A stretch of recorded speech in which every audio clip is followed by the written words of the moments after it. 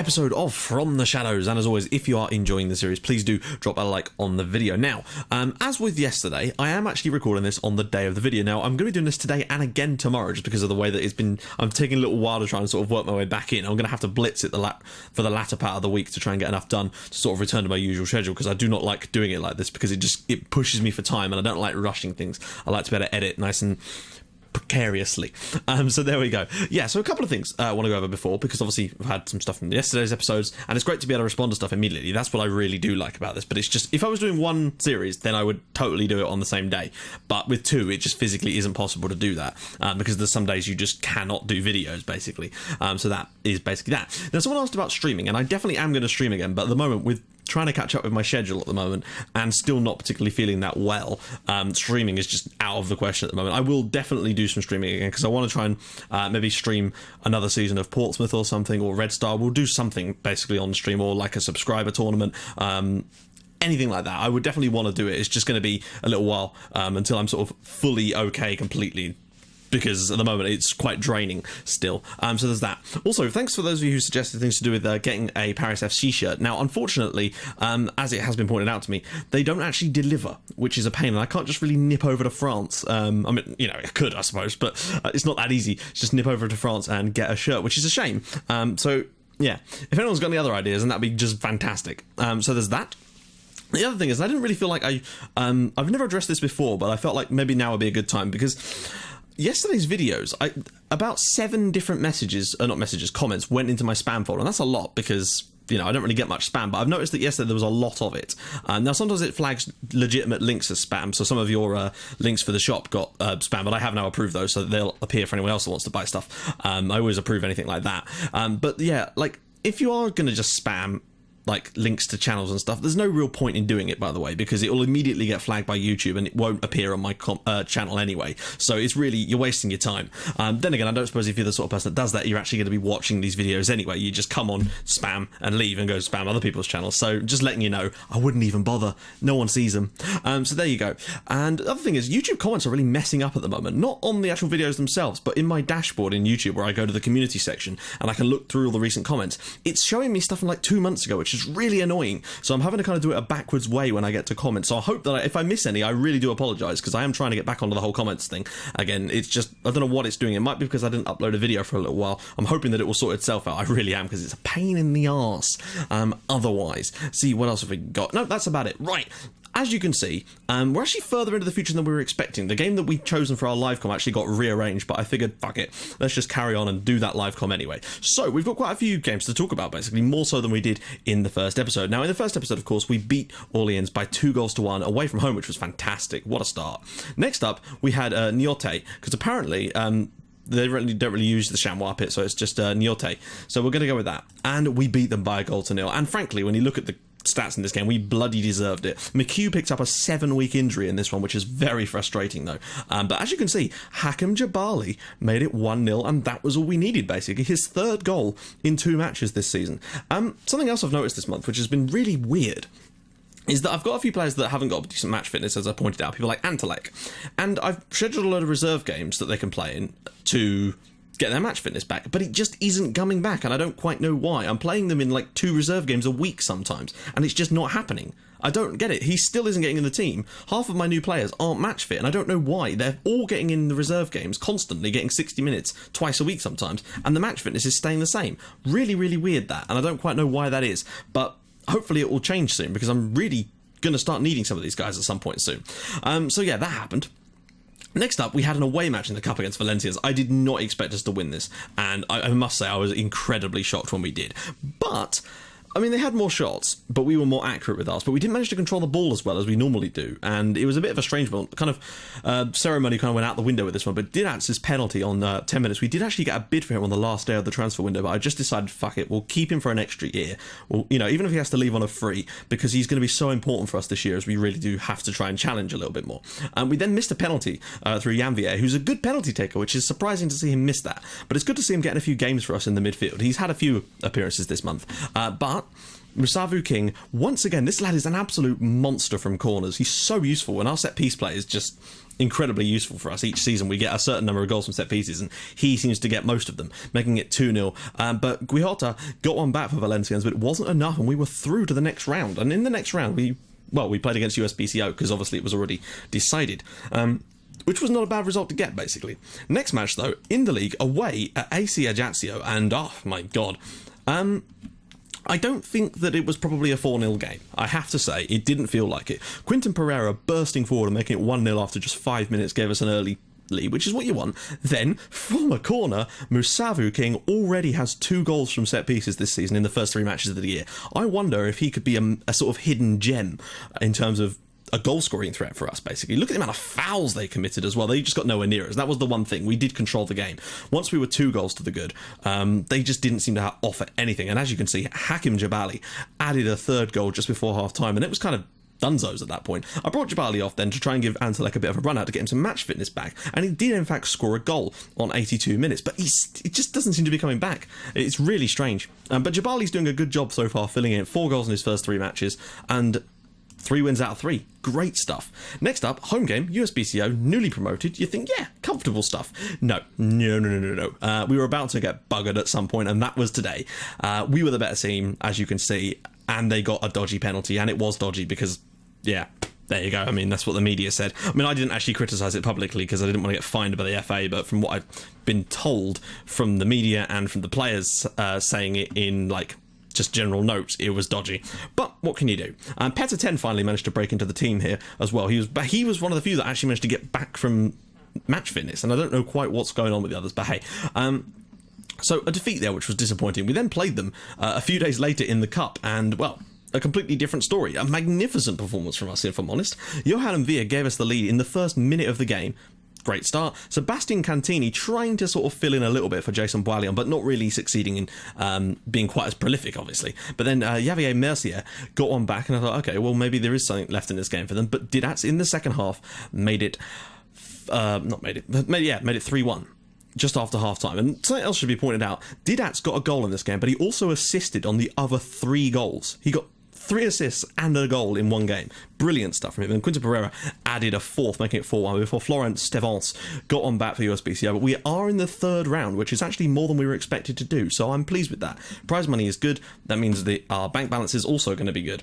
Next up, we came up against one of the favourites for the league this year, away from home, in Nancy Lorraine. And bear in mind, we beat them last year, I believe. But we were just not at the races in this one. Jeparov gave them the lead after half an hour. And we sort of stayed in the game for a little while. But once they got that penalty, which Karabue was able to dispatch, and then he grabbed another one. Maybe 3-0's a little harsh, but we just weren't at the races in this game, which was a shame.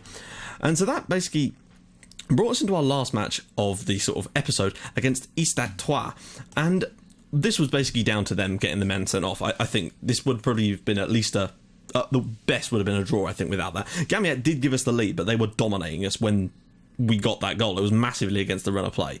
But the red card for ASA just sort of allowed the game to swing back in our favour. They did still equalise, though, from Henri Bienvenu, making it 1-1. But, Didac is I mean, these kind of performances are the reason I don't want to lose it, basically. Goals like that, giving us the win away from home again. We've actually been really solid away from home this year. I think that's 3 wins away already. I think our away form's probably better than our home form. And that leaves the league looking like this. We are 5th and 2 points off the promotion spots. And would you believe it?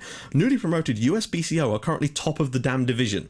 So maybe losing to them isn't quite such a surprise after all. They've only conceded 1 goal in their first 7 matches, but I would say they've only scored 6.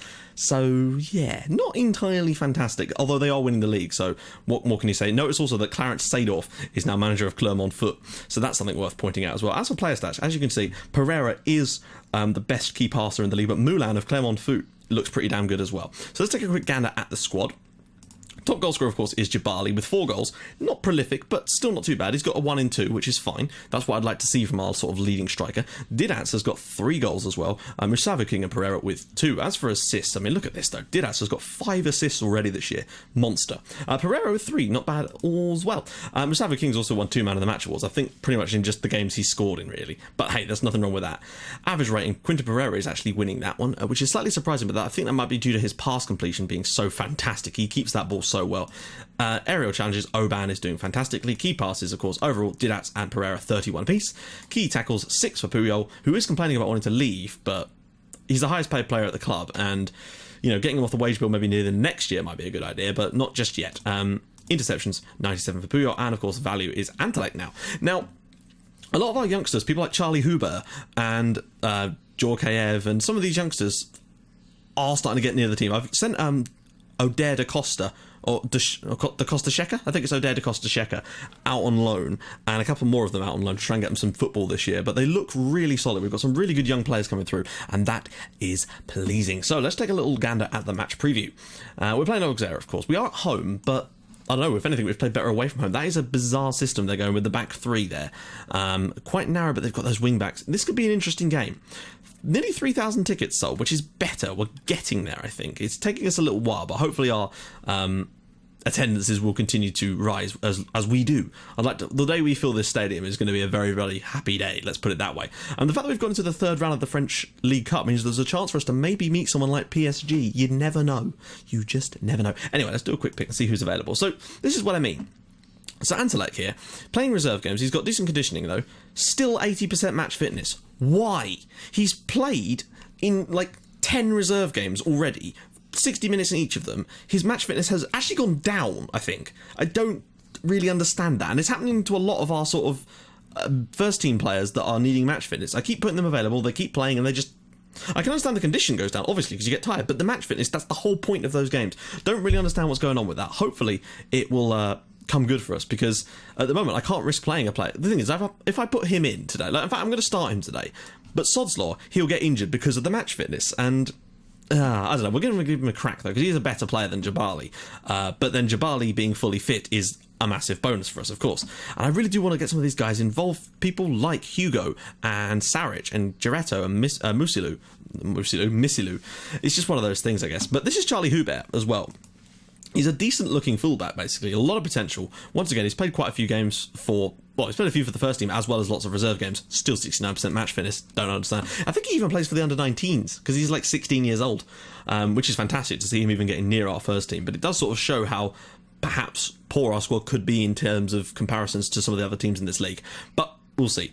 We're doing a good job, and I think maybe we're punching a little bit above our weight, but who cares, really? We're doing well. That's all I really care about, is us doing well. We're starting to get a bit more with the old money coming in now, starting to improve our financial situation. We're still like £1 million in debt, but it's improving, and I like to think by the end of the season we should be well into the white. They've already increased the transfer revenue retained, so that's good.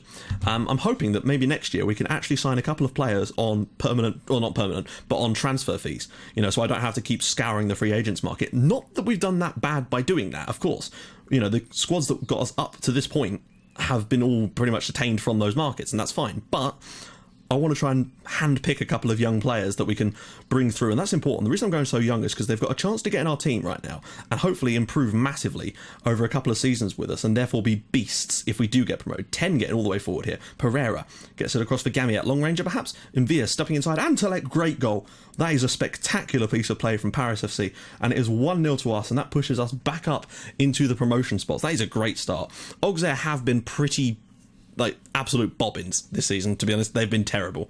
And look at their pass completion. They've barely touched the ball in the first 8 minutes of this match. Fantastic if we can keep doing it, but this sort of play is what I like to see. Gamiet and Via with one touch, plays it around the corner, and Antelek with the finish. If he could just get match fit, he will be an absolutely brilliant player for us this year. But that's a good start. That's what we need. More play like that, please. Didac now with the ball in, and Pereira brings it down, and it's in the back of the net. Oh, he's offside. That's disappointing. I thought we were going to go 2-0 up there. That would have been the perfect start to this game. And as you can see, Havre are actually top of this league now. So that... What? Oh, for fuck's sake. He's nowhere near offside. He's about 2 yards off. For fuck's sake. Well, there you go.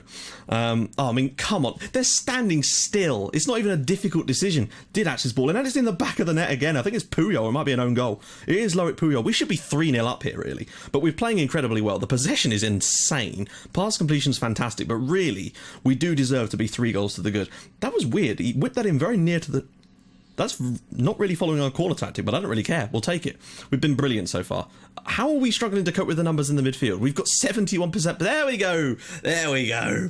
There was what I thought was going to happen. But hey, you got to try these things, don't you?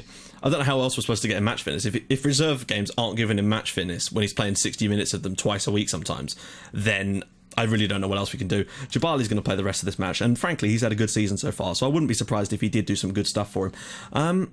Now, 2-0 up. We've not had that many shots, if I'm honest. We really should be... I'm going to ignore my assistant there. We really should be more than that. I think we should be 3-0 up, really. Stats-wise, probably not, but the fact is that was nowhere near offside. And, yep. But we should be fine. We're 2 goals to the good. At home, looking solid as a rock. They've had no really good at... Ooh, Masavu King with a good clearance there, getting it out for a corner. This is probably the most possession I've actually seen us have.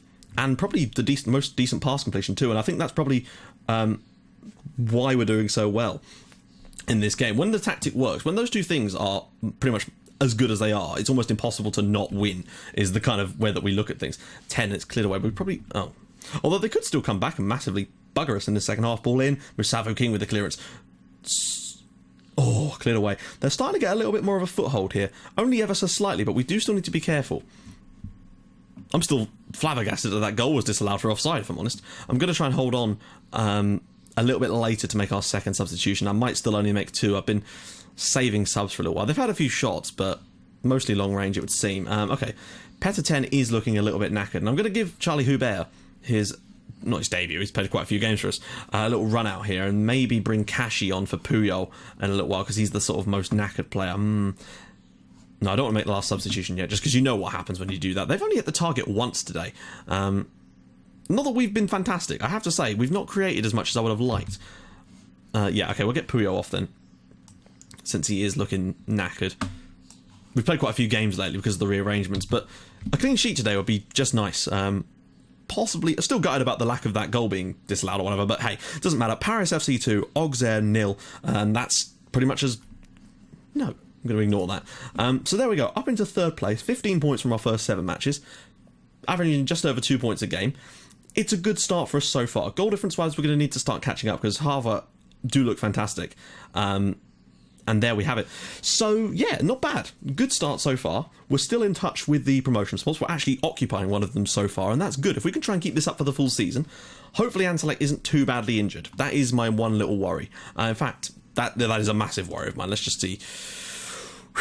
I'm just going to skip this press conference for now. I don't normally do it, but I want to sort of do the draw for the next round of the Cup live on this episode, because why the hell not? Since it's right there, we may as well do it. Right. So this is what I mean. Another job offer. Just the constant job offers from just random teams. Here we go. 3rd round. So who's in it? Is everybody in it now? No, not quite. So we can't get drawn against PSG, which is a shame. Yeah, screw it. Let's do an automatic draw. Why the hell not? I don't normally do that. Well, I do the only time I ever do the automatic draw is when I'm on camera, basically, because... Oh, that's our parent club. I thought that was us for a second there. A home draw would be good. If we get a home game against a club in our division, if I'm honest, that will get us another chance to get through to the next round, which is unexpected. Or a game at home against one of the massive teams. That'd be good. Or away at Lyon would be fun. Oh, no. Okay, maybe not. Evian, maybe? No. Okay. There's not a lot of teams from the top flight in this left. Caen? Oh, okay, we're away at Caen. That'll be a peppery tie. Now, let me just... Oh, I'll just let it finish off. I can't be asked to let it not do that. Come on, hurry up. Tours and Stade Brestois. Okay, so there we go. We've been drawn away at Stade Caen in the next round. I don't know when that actually is. Oh, it's not for a little while yet. So, next episode... Oh, I tell you what, we've got to do that, don't we? We've got to do the half game. It's a top of the table clash, hopefully. We've got some slightly more winnable games coming up soon, so hopefully we can get back on the horse. And we've not drawn a game yet this season, so that's good. We drew a lot of games, I remember, in our first year. So, guys, there we have it. If you like what you're seeing, please do drop a like on the video. And if you'd like to even more than that, please subscribe to my channel for more Outcast icons and From the Shadows in your inbox every single day at 5:30 and 8 o'clock. And I will see you guys in the next episode for the match against Havre. See you guys soon. Thanks for watching. Bye-bye.